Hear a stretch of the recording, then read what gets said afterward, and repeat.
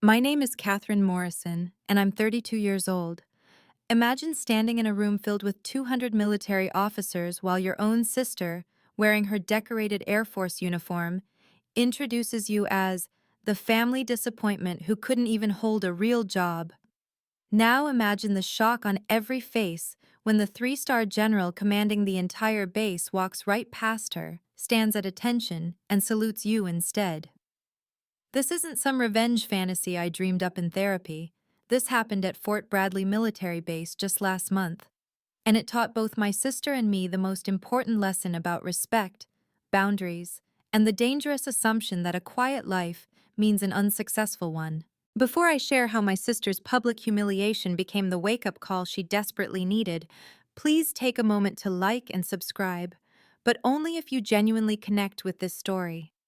I'm curious. Where are you watching from and what time is it there? Drop a comment below. I love seeing how far these stories travel.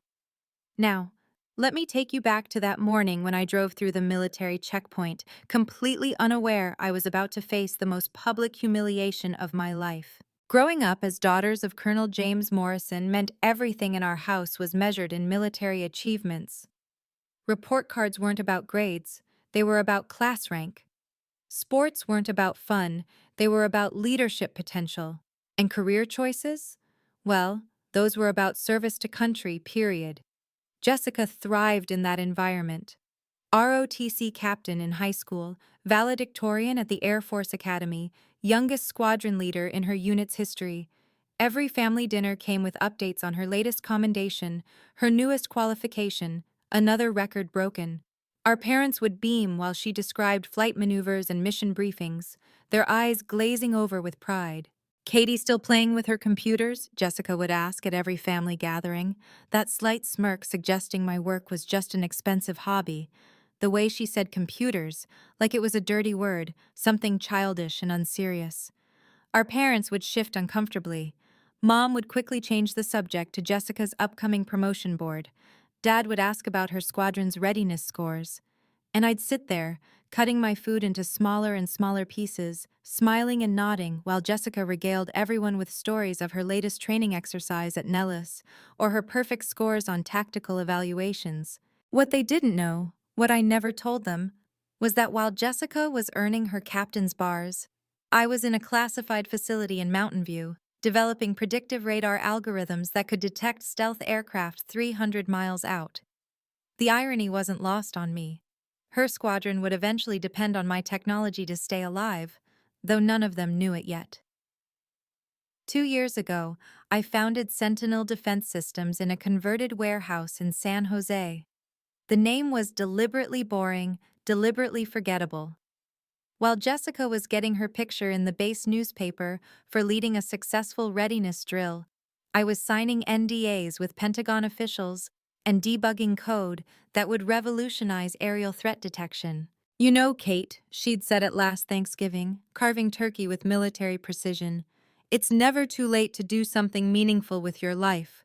The Air Force has civilian positions too. Data entry, administrative support. I could put in a word." Our mother had gasped softly. Dad cleared his throat. But I just passed the gravy and asked about her squadron's new aircraft. I'd learned long ago that defending myself only gave Jessica more ammunition. Better to let her think what she wanted. After all, the contract in my desk drawer, the one worth $50 million, didn't need her approval. The invitation to Jessica's awards ceremony arrived 3 weeks ago, heavy cardstock with the Air Force seal embossed in gold.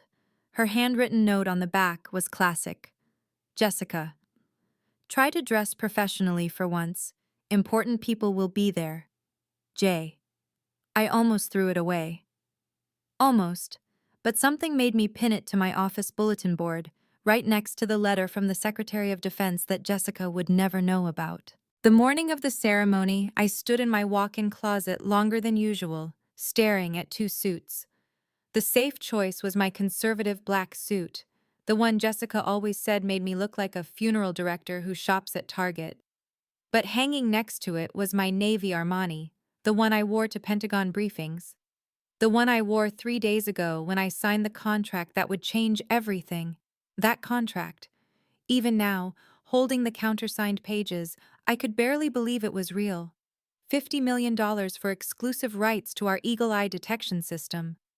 General Richardson himself had stood up from behind his desk, walked around, and shaken my hand with both of his.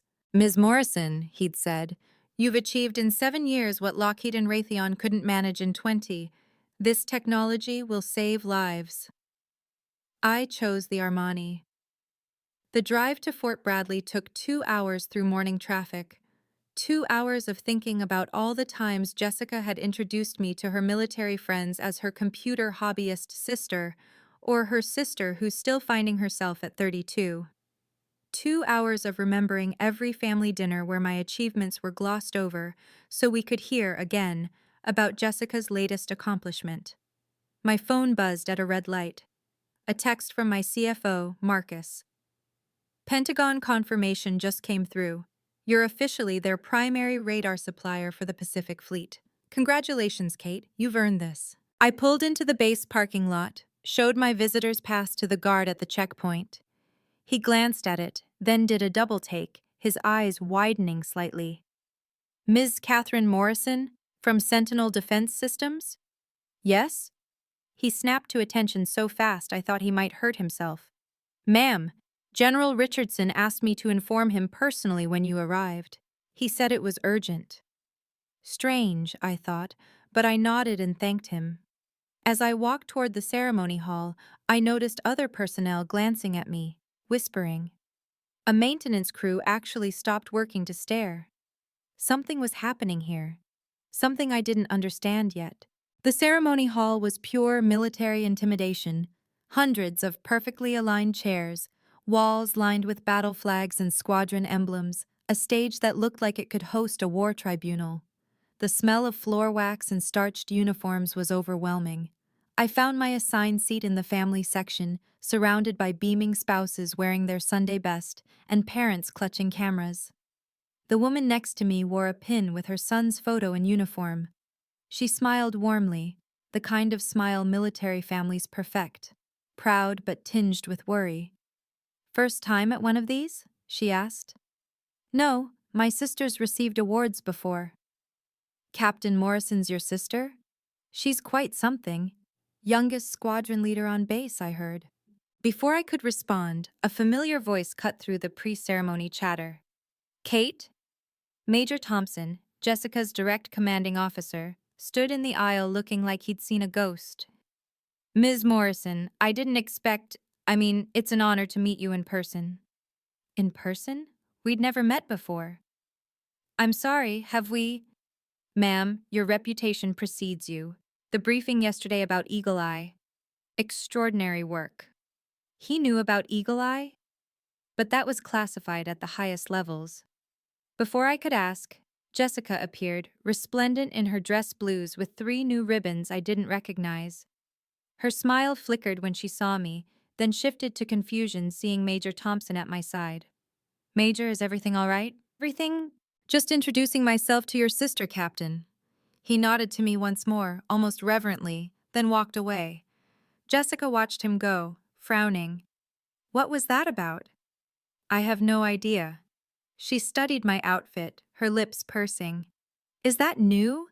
It's a bit much for a family event, don't you think?" "It's nice to see you too, Jess." She glanced around the rapidly filling hall, then leaned in close. "Look, I need to introduce family members during my acceptance speech.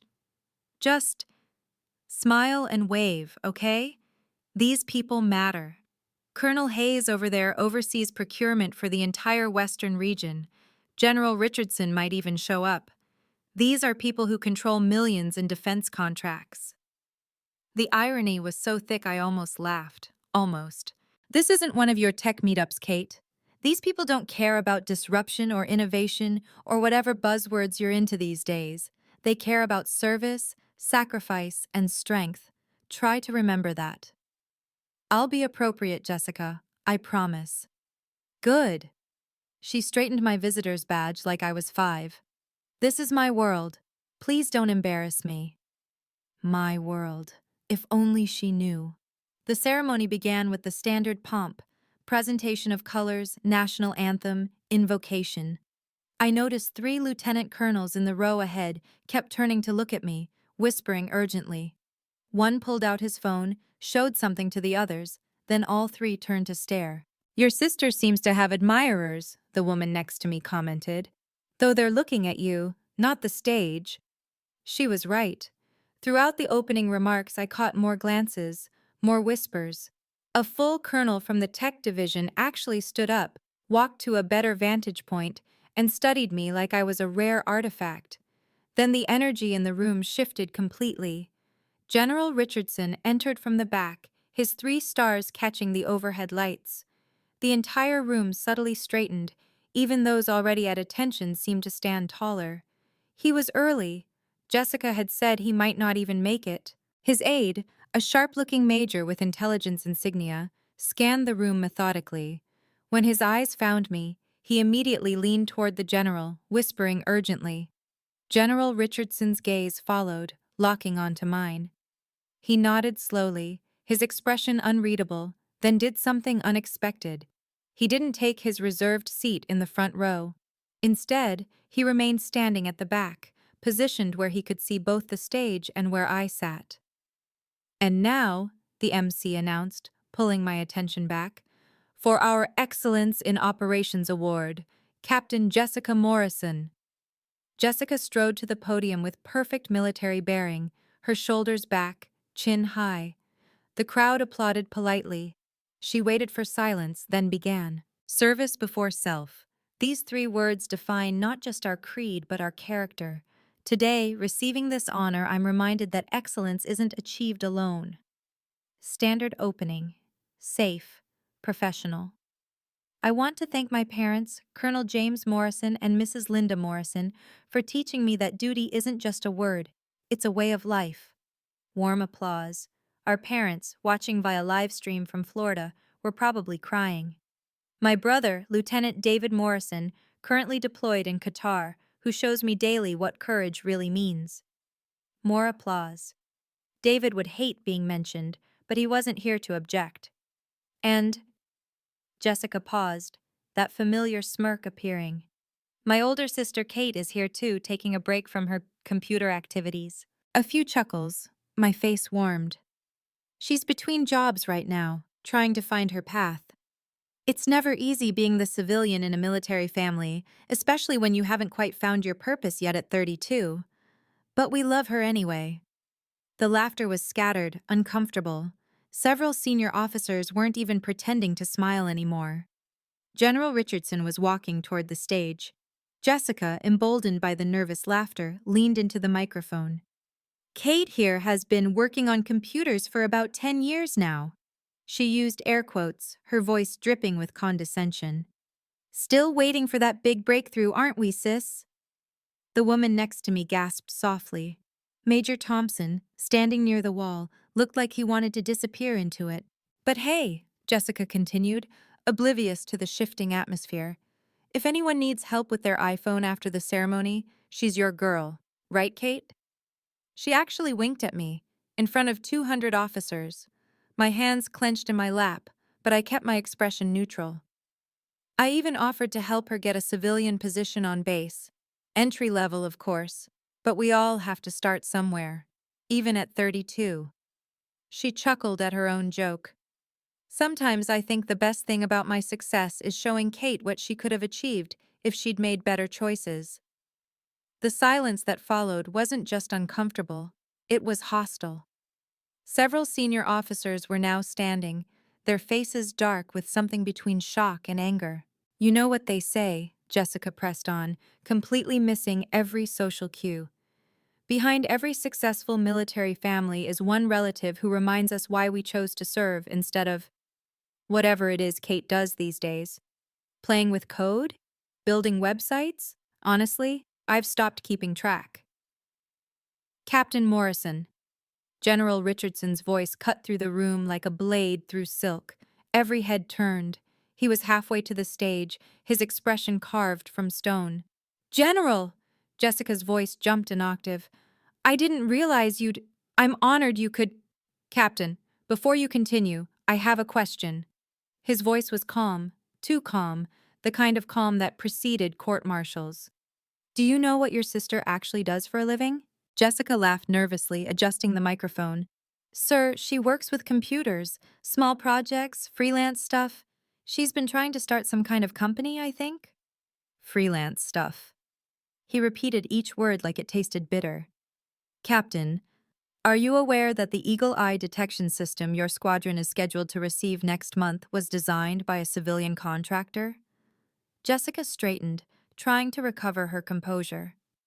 "Yes, sir. The briefing mentioned it was revolutionary technology." "Revolutionary?" "Yes. A $50 million contract with the Pentagon, the largest civilian defense contract in a decade." He paused, letting the number sink in. "Captain, do you know the name of the company that developed it?" The color was already draining from Jessica's face. I believe it was classified, sir." "Sentinel Defense Systems." General Richardson let the name hang in the air like an unexploded ordnance. "CEO and founder, Catherine Morrison." The blood drained from Jessica's face so fast I thought she might faint. Her award trembled in her hand. That must be a different Catherine Morrison, sir." "A different Catherine Morrison who graduated from MIT with dual masters in computer science and applied physics?" "A different Catherine Morrison whose father is Colonel James Morrison, retired, whose brother is Lieutenant David Morrison, currently stationed in Qatar." His voice never rose, but each word hit like a precision strike. "Captain, how many Catherine Morrisons do you think have top-secret clearance with special access program authorization?" The entire room had turned to stare at me. I stood slowly, my legs surprisingly steady despite the hundreds of eyes on me. "Ms. Morrison," General Richardson addressed me directly, "would you please join us?" I walked to the front, the click of my heels the only sound in the deadly quiet hall. As I passed Jessica, still frozen at the podium, I saw the exact moment she understood what she'd done. "Ladies and gentlemen," the general announced, "Ms. Catherine Morrison is not only our newest defense contractor, but the developer of the most advanced early warning system in the Western Hemisphere. Her technology detected a missile threat in Syria last month, 17 minutes before conventional radar. 300 personnel evacuated safely because of her innovation." Gasps rippled through the crowd. Someone started clapping, then stopped, unsure of protocol. "Ms. Morrison's company has just been awarded exclusive supplier status for all early warning systems in the Pacific Fleet. This contract," he paused for emphasis, "makes her company one of the most critical civilian partners in our national defense infrastructure." He turned to face me directly. What happened next sent shockwaves through the room that I could physically feel. General Richardson, 3-star general, commander of Fort Bradley, and its 12,000 personnel, snapped to perfect attention and rendered a salute. To me, a civilian, in front of his entire officer corps. "Ms. Morrison, on behalf of the United States Air Force, thank you for your service to our nation's defense." The sound of 200 officers rising to their feet in unison was like thunder. They stood at attention, all of them, from the newest lieutenant to the senior colonels. For me. For the computer hobbyist. For Jessica's unemployed sister. Jessica's award clattered to the podium floor. The sound echoed in the silence that followed. I know this moment might seem like something out of a movie, but I promise you it happened exactly like this. If you've ever had your work dismissed by family, if you've ever been the unsuccessful one at family gatherings, you know how this feels.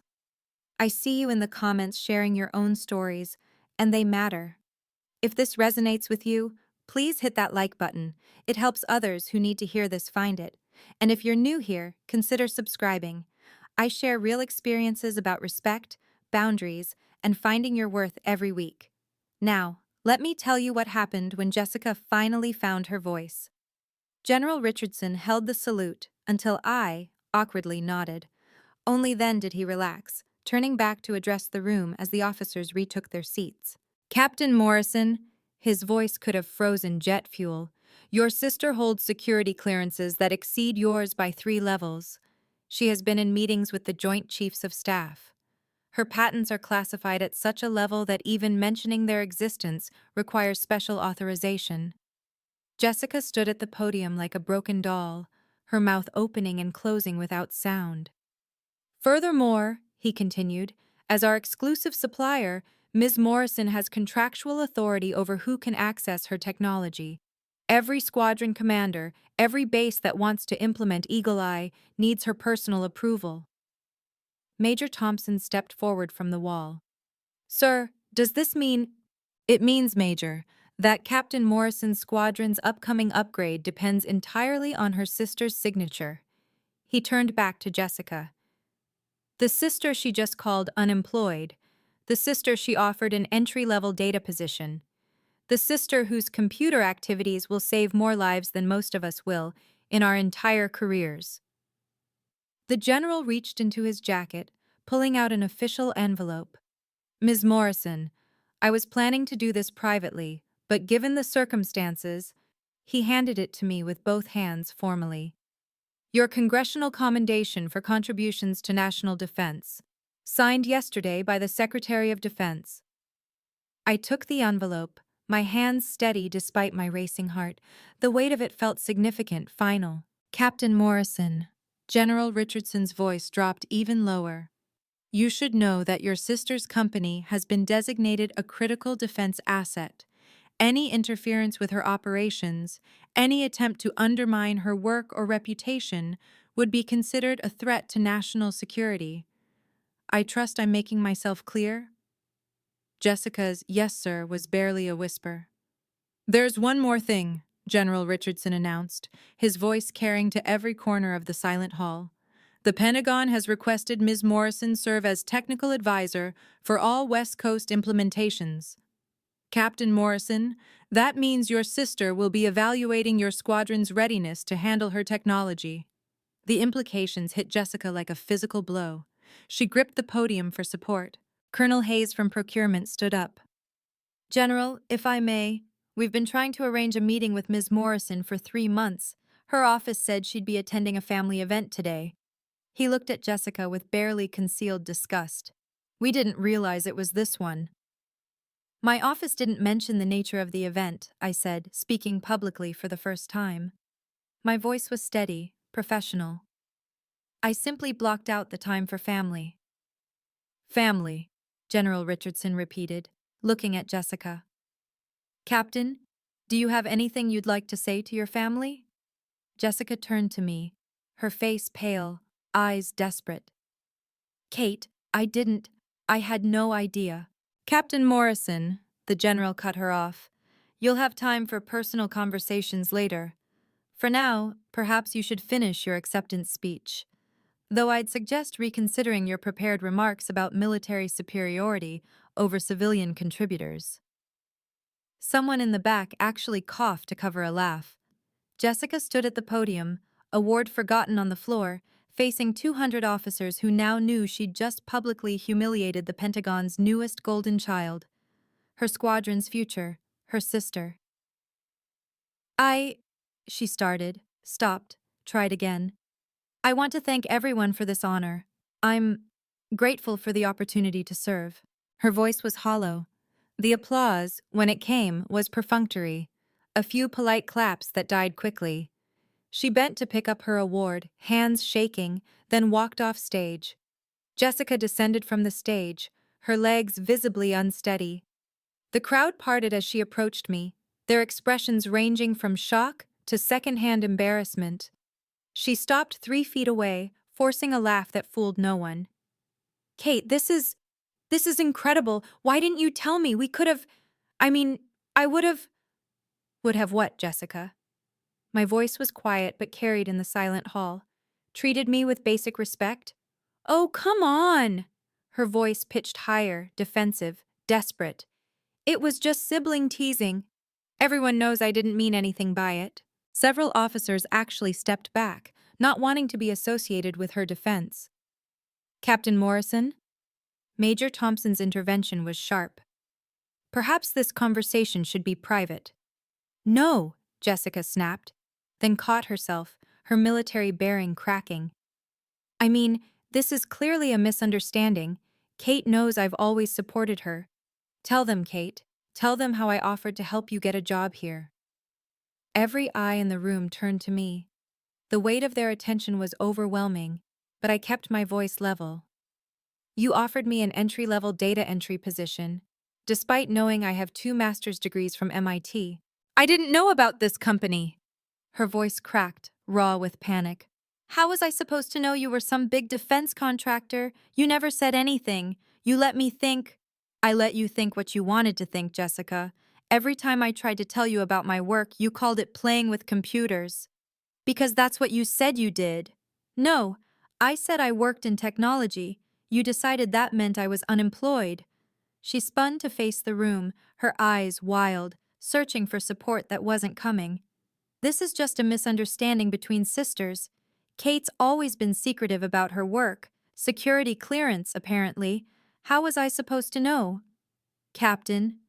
General Richardson's single word was Arctic. You're making this worse. But Jessica couldn't stop. The hole was dug. She kept digging. I was trying to help her. You thought she needed your pity, Colonel Hayes interrupted. We all heard you, Captain. Entry-level position for your 32-year-old sister with dual MIT degrees. Do you have any idea how that sounds now? The silence that followed was excruciating. Jessica stood there, isolated in a sea of uniforms, her career imploding in real time. This moment, watching someone realize they've been wrong about everything, it's hard to watch, even harder to live through. But sometimes people need to face the consequences of their assumptions. If you've ever been underestimated by family, told you weren't good enough, made to feel small for choosing a different path, drop a comment. Your stories matter, and this community sees you. Share this with someone who needs to hear that success doesn't always wear a uniform or announce itself loudly. And remember to subscribe if you want more stories about standing tall when others try to make you small. Now here's where things got really serious. Colonel Hayes stepped forward, his procurement insignia catching the light. Captain Morrison, are you aware that your squadron's effectiveness rating depends on successfully implementing the Eagle Eye system? Jessica nodded mutely, her face gray. And you understand that Ms. Morrison's company provides mandatory training and certification for that system? Another nod, smaller this time. Then you comprehend that you've just publicly insulted and humiliated the person who will determine whether your squadron is certified as combat ready. The full implications crashed over Jessica like a wave. Without Eagle Eye certification, her squadron would be grounded from major operations. No operations meant no achievements. No achievements meant no promotions. Her career trajectory, so carefully planned, was crumbling. Kate, she whispered, turning to me with desperate eyes. You wouldn't sabotage my career over this? Every eye in the room turned to me. This was it, my moment for revenge. I could destroy her career with a single word, deny her squadron access to my technology, make her pay for years of condescension, dismissal, humiliation. General Richardson spoke carefully, each word measured. Ms. Morrison, no one would blame you for reconsidering our contract with Captain Morrison's squadron. We have 3 other units that would benefit from immediate Eagle Eye implementation. Jessica's hands trembled visibly. The sister who'd spent years making me feel small was now tiny herself, waiting for my judgment. Several officers shifted uncomfortably, witnessing what might be a career execution. Additionally, the general continued, your company's contracts include moral turpitude clauses. Disrespect from military personnel toward critical contractors is grounds for immediate reassignment.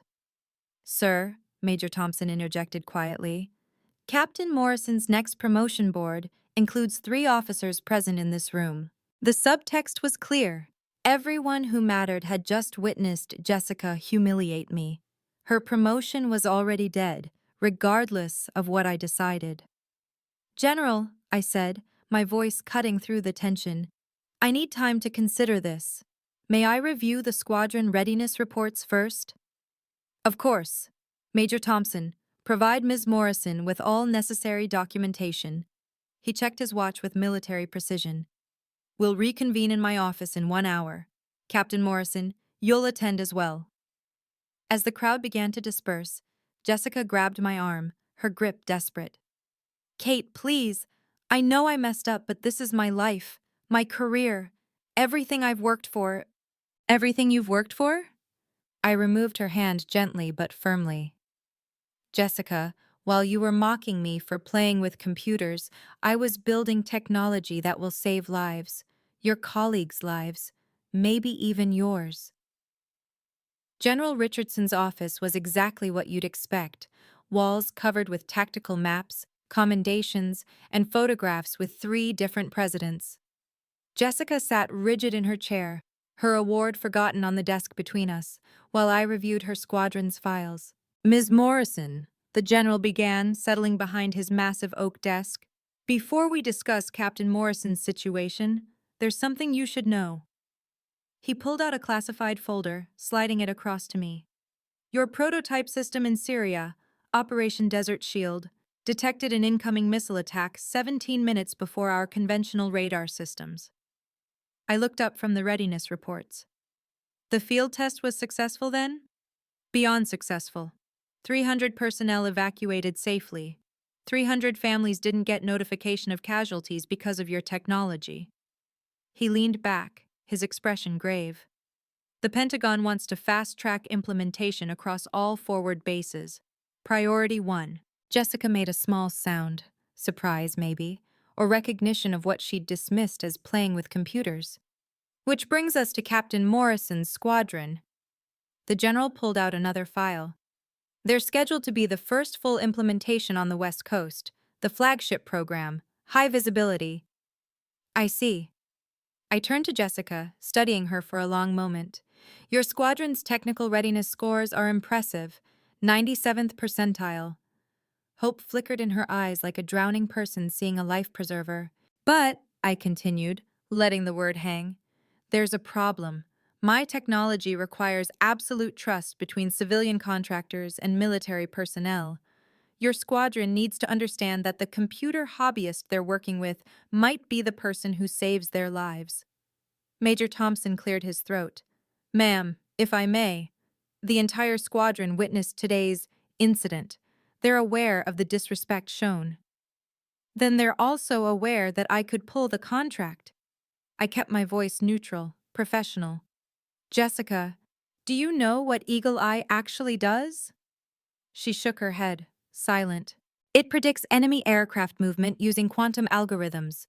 It can detect stealth technology that's invisible to every other system on Earth. The Pentagon calls it the most significant advancement in defensive technology since GPS." I paused. "And you called me unemployed, in front of your entire command structure." "I'm sorry," she whispered, the words barely audible. "I don't want apologies, Jessica. I want you to understand something." I leaned forward slightly. "The question isn't whether I'll maintain the contract. The question is whether you can work with a civilian contractor you've publicly humiliated. Whether your pride can handle reporting to your unsuccessful sister." I stood, walking to the window that overlooked Fort Bradley's main training grounds. Hundreds of personnel went about their duties below, each one trusting that someone, somewhere, was working to keep them safe. "General Richardson," I said, still facing the window, "I'll maintain the contract with Captain Morrison's squadron." Jessica's breath escaped in an audible rush, her shoulders sagging with relief. "However," I turned to face them, "I have conditions." "Name them," the general said, leaning forward with interest. "First, Captain Morrison will personally attend every training session for the Eagle Eye system. Not her subordinates, not her technical team, her. 8 hours a day, 5 days a week, for 6 weeks." That's over 200 hours, Jessica said weakly. "Yes, the same amount of time it took me to debug the primary detection algorithm. The algorithm you thought was a hobby." I kept my voice level, professional. "You need to understand exactly what this technology does and why civilian expertise matters." "Agreed," Jessica said quickly, recognizing she had no leverage. Second, you'll write a formal letter to all squadron members explaining the importance of civilian-military partnerships. No mention of our relationship, just a professional acknowledgement that you were wrong to dismiss civilian contributors. General Richardson nodded approvingly. More than fair. Third, I continued, maintaining eye contact with Jessica, you'll volunteer to liaison with civilian contractors for the next year. Every contractor who comes to this base will work directly with you. You'll learn how the other side operates. You'll understand that innovation doesn't always wear a uniform. Yes, I'll do it.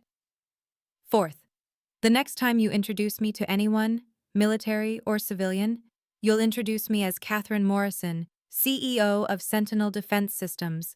Not your sister who works with computers. Not your unemployed sibling. My name and my title. Are we clear? Crystal clear. Jessica's voice was stronger now, a hint of her military bearing returning. Good. I turned to General Richardson. Because here's what I've learned, General. My sister isn't a bad officer. She's an excellent officer with a blind spot. She believes the uniform makes her superior to civilians. That attitude will get people killed when she can't effectively coordinate with civilian support. You're absolutely right, he agreed. This is a teaching moment, not just for Captain Morrison, but for everyone who witnessed today's events. Exactly. So, Jessica, consider this your first lesson in civilian-military integration. Respect is the foundation of operational success. The next morning, Jessica stood before her assembled squadron in Hangar 7. I watched from the back with Major Thompson, noting how her hands gripped the podium edges for support. I need to address yesterday's ceremony, she began, her voice steady despite the visible tension in her shoulders. I publicly disrespected a civilian contractor who has contributed more to our national defense than most of us ever will. My actions were unprofessional, arose from ignorance, and demonstrated a dangerous bias against civilian innovation. Several squadron members exchanged knowing glances. Word had spread quickly about exactly who I was. Effective immediately, I'll be serving as liaison to all civilian contractors working with our squadron. We depend on their innovation, their expertise, and their dedication to keeping us safe. I forgot that yesterday. I won't forget it again. She found me in the crowd, making direct eye contact for the first time since yesterday's disaster. Ms. Catherine Morrison, CEO of Sentinel Defense Systems, will be conducting our Eagle Eye training personally. You will show her the same respect you show any superior officer. Her knowledge will save your lives. Her technology already has 300 personnel in Syria are alive because of her work. As the squadron dispersed, several officers approached me. Ma'am, we're honored to work with your technology. Ms. Morrison, I've read about your quantum algorithms, revolutionary work. Thank you for not pulling our contract. We won't let you down. Each interaction was respectful, professional, the recognition I'd never received at family dinners or holiday gatherings. Jessica watched from across the hangar, seeing her subordinates treat me with the deference she'd never shown. It was a lesson in humility delivered with military precision. Captain Roberts, one of Jessica's peers, paused beside her. Your sister could have ended your career yesterday. You're lucky she has more class than you showed her. Jessica nodded, unable to argue. I know. Over the next 3 months, Jessica attended every training session. She took detailed notes, asked intelligent questions, and slowly began to understand the complexity of what I'd built. The algorithm processes 17,000 variables simultaneously? She asked during week 4, genuine awe creeping into her voice. 17,000 base variables, which exponentially expand based on weather conditions, terrain, and threat patterns. It's essentially predictive analysis at quantum speeds. How long did this take to develop? 7 years. Started the theoretical framework during my second master's at MIT. She flinched. That was the year she told everyone I was still in school because I couldn't handle the real world. By week 6, she could explain the system better than some of my own engineers. More importantly, she'd become a genuine advocate for civilian partnerships. Ma'am, she said after our final session, I've been thinking about what you said. About respect being the foundation of operational success. You were right. My arrogance could have cost us this technology. Could have cost lives. Yes, it could have. I've submitted a report to General Richardson recommending mandatory civilian integration training for all officers. He's considering implementing it base-wide. I studied her, noting the genuine change in her demeanor. That's a good start. The Eagle Eye implementation in her squadron was flawless. Their detection rates improved by 340%.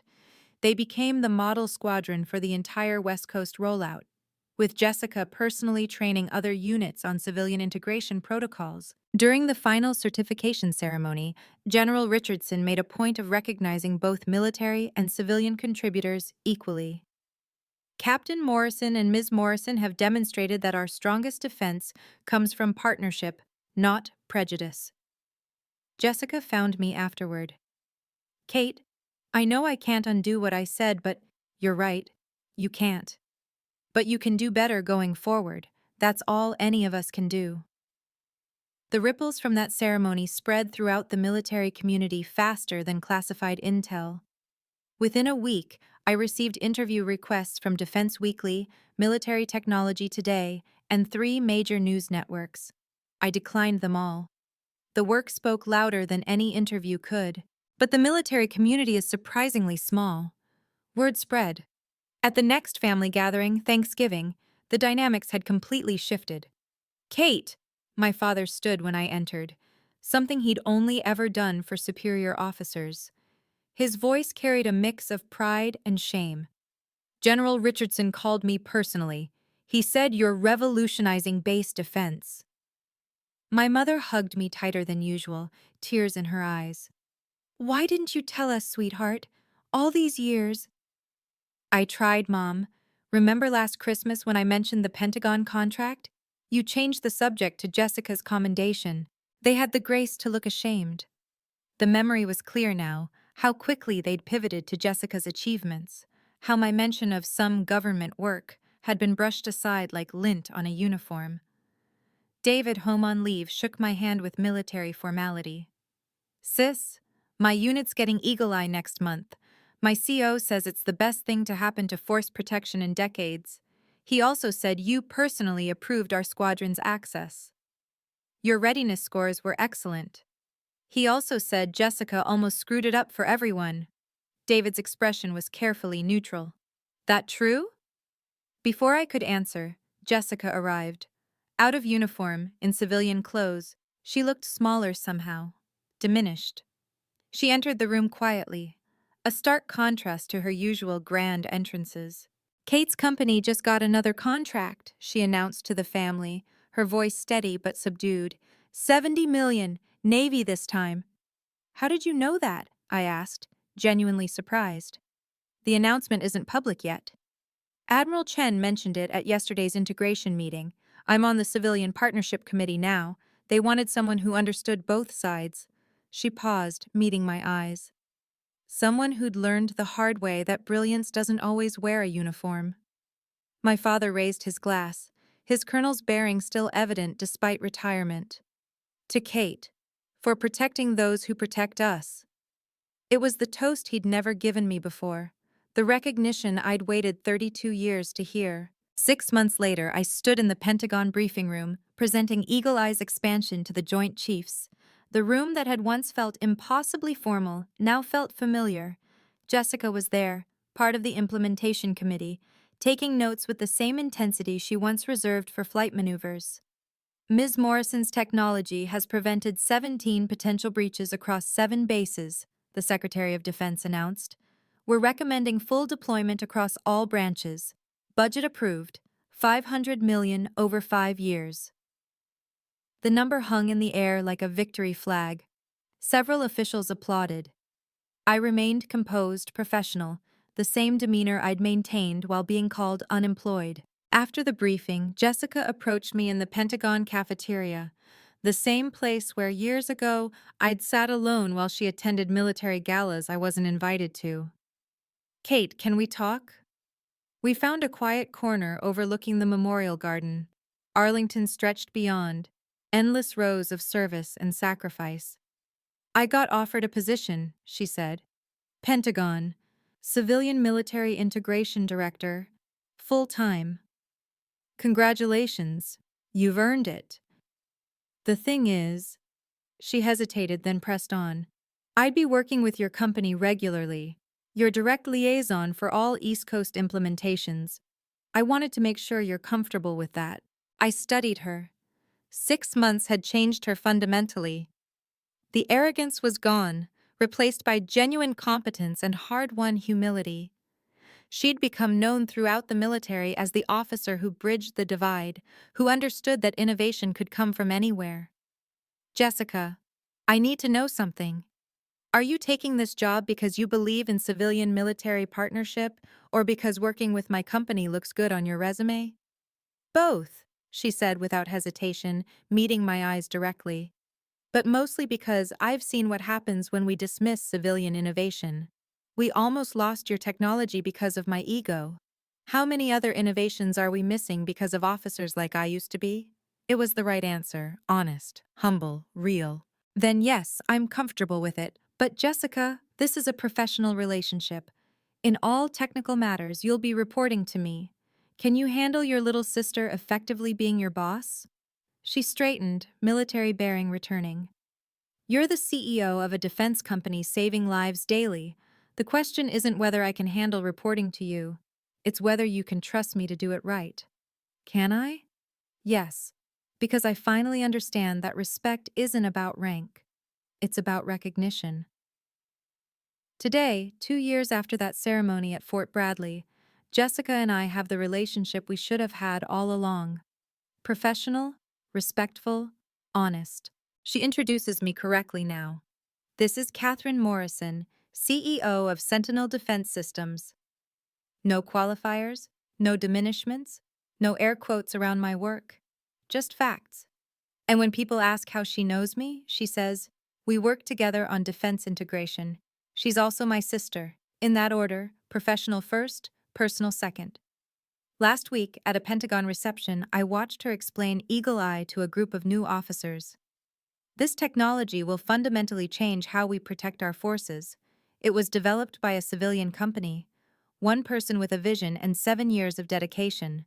Never assume innovation only comes from within our ranks. One young lieutenant asked, "Ma'am, how do we identify civilian partners worth working with?" You listen, Jessica said simply. When someone tells you what they do, believe them. Don't translate it through your own bias. A computer hobbyist might be developing quantum algorithms. Someone between jobs might be negotiating classified contracts. The moment you assume you know better because you wear a uniform, you've already failed. And I've learned something too. Hiding your success to keep the peace isn't humility. It's fear. Fear of conflict, fear of jealousy, fear of standing tall. Real humility is doing important work without needing applause, but it's also not shrinking yourself because someone else feels diminished by your growth. At our last family dinner, Jessica raised a toast. To Kate, who taught me that the most powerful people in the room are often the quietest. And that respect isn't about rank, it's about recognition. My parents have stopped comparing us. There's no point anymore. We're successful in completely different ways, and that's exactly how it should be. Dad tells his golf buddies about both daughters now, the decorated Air Force officer and the defense technology CEO. Equal pride, equal time. The Eagle Eye system now protects 47 bases worldwide. Pentagon estimates indicate it saved over 3,000 lives through early detection.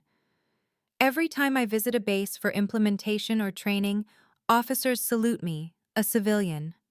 Not because protocol demands it, but because respect transcends uniform.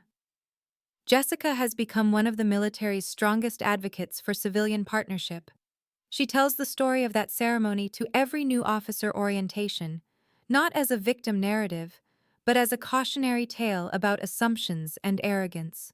The person you dismiss today might be the one whose innovation saves your life tomorrow, she tells them. I almost lost my squadron, the most advanced defense technology in the world, because I thought my uniform made me superior, Don't make my mistake. But here's what I really learned through all of this. Setting boundaries isn't about punishment or revenge. It's about teaching people how to treat you. Jessica needed to learn that her uniform didn't make her superior to civilians. I needed to learn that keeping quiet about achievements wasn't keeping the peace. It was enabling disrespect. Boundaries aren't walls that separate us. They're bridges, structures that define where one person ends and another begins, creating space for genuine respect to grow. They're not about keeping people out, they're about establishing how people can come in. That day at Fort Bradley, when General Richardson saluted me, he wasn't just acknowledging my technology. He was demonstrating that contribution matters more than category, that innovation matters more than insignia, that respect is earned through impact, not uniform. And sometimes, the most powerful thing you can do is simply stand tall and let your work speak for itself. If you've made it this far, you understand that respect isn't demanded, it's commanded through quiet competence and firm boundaries. Have you ever had to set professional boundaries with family? How did you teach them to see your worth? Drop your story in the comments below. I read every single one, and this community supports each other. If this resonated with you, please share it with someone who needs to hear that their quiet success is just as valid as anyone else's loud achievements. Subscribe for more stories about finding your worth and standing tall. Remember, you don't need anyone's permission to be successful. You just need to give yourself permission to be recognized for it.